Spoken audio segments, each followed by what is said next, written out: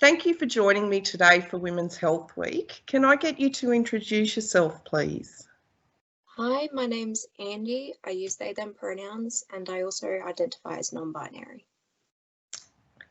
Do you mind explaining what identifying as non-binary means to you?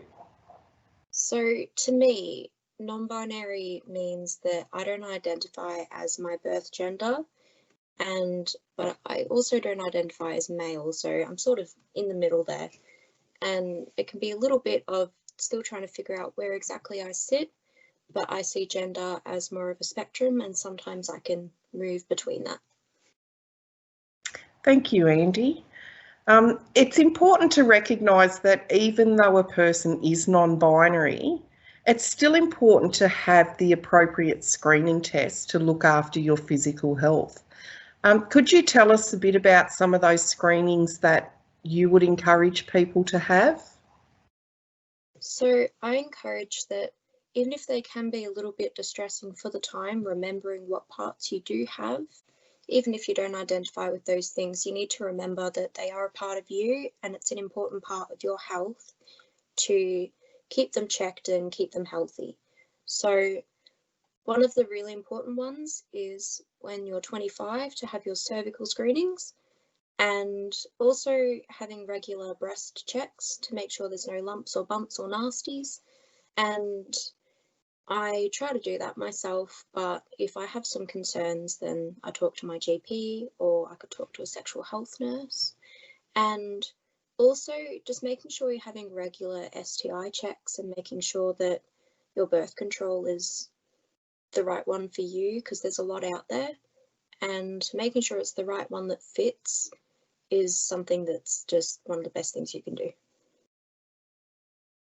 So when you say talking to your GP or a sexual health nurse, what's some really good advice for someone like yourself when looking for a GP? So in a GP or a sexual health nurse, I like when they are able to understand of the gender that I identify as, my preferred pronouns, that I have a different name now than my birth name, and making sure that they recognize that and respect it and use that, because it makes the whole process so much easier to just accept that these are the parts of my body. I don't exactly like them, but they are there. And that when I'm in that position where I'm feeling a bit uncomfortable, it's a little bit less uncomfortable when I'm still being referred to as my preferred name, gender, and pronouns, so that I can sort of forget, and then the moment's over, I've got my health check, I can find out if I'm okay, and then I can just continue living. Thank you. So we've spoken about looking after our physical health and the importance of that. What about our mental health?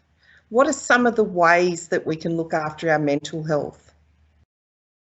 So with mental health, it can be a little bit tricky. You need to make sure that you have an actual good support system, whether that be with your GP, a psychologist, psychiatrist, clinicians. You can be seeing a mental health nurse, making sure you have access to the appropriate hotlines for you, for whatever you might be going through, and also making sure that you have understanding friends that can support you and talk to you in those times when you don't really need a professional, but you may just need to release a bit of the load that's on your shoulders for the day and just have a bit of a rant. I've got a few great friends like that, and it always just makes the day so much easier when I can give them a call and say, this is what's happened. I'm pretty annoyed about it and I just need to talk about it. And some self-care tips. So for me, self-care can range from, depending on what I need for the day. If I'm very anxious and I need to wind down, then I'll do something that gets that anxious energy out, whether that be going for a walk or doing some art and playing games and things like that, to keep my mind busy so that I can forget that anxiety for a little while. And when it's something where I'm feeling really low and depressed, then I reach out and talk to people. I try to have company. where I can, which is a bit difficult at the moment, but using things like FaceTime and Zoom meetings, Google Teams, there's so many things where you can talk face-to-face online, and that's very important. I also, when I'm feeling very down and depressed, I'll try to do things that are relaxing, but also I know that will make me feel better the next day, like having a really nice shower, doing face masks, and doing my hair and makeup for the day, even if I don't feel like it, because sometimes it can make that bit of a difference where I feel that little bit better about myself. Thank you, Andie, and thank you for joining us for Women's Health Week. That's okay. Thank you for having me.